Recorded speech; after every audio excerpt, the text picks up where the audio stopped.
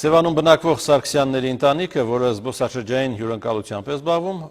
հոսանք տնտեսելու նպատակով անցել է այլընտրանքային էներգիայի օգտագործման։ Արևային էներգիա նախագիծը վերականգնվող էներգիաներ ծրագրի բաղադրիչներից է։ Այն օգնելու է հայկական ընտանիքներին արևային, ջերմային և ֆոտովոլտային համակարգերի տեղադրման գործում, ինչը թույլ կտա ունենալ անվճար տաք ջուր և էներգիա։ Կպատմի Հայկուշ Ասլանյանը։ Կառուցողական այս խաղալիքները փոքրիկ ժորան է հավաքել։ Ստվերոտ վայրում դրանց շարժիչներն անգործ են, բայց բավական է խաղալիքները տեղափոխել արևի տակ շարժիչներն իսկույն կակտիվանան։ Գրեթե նույն սկզբունքով է գործում արևի էներգիայով սնվող ջերմային համակարգը։ Սևանցի Սարգսյաններն արդեն 3 ամիս է տաք ջուր են ստանում այս համակարգի միջոցով։ Իմ գործը շատ հեշտացել է։ Դե ասենք ամեն պահի գազը չենք վառում, էլեկտրաէներգիան չենք օգտագործում։ Ակսատ օգտագործում ենք,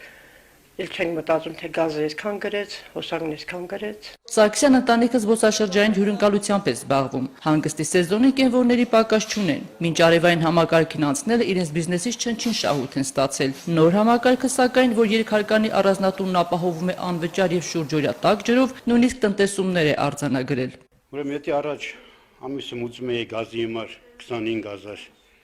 դրամ, մենակ գազի համար։ Հիմա ուզում եմ 10,000 դրամ։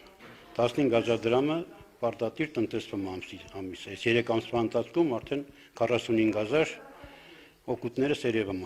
Հայկուշ Ասլանյան, Հարութ Սահակյան, Առաջին ալիք։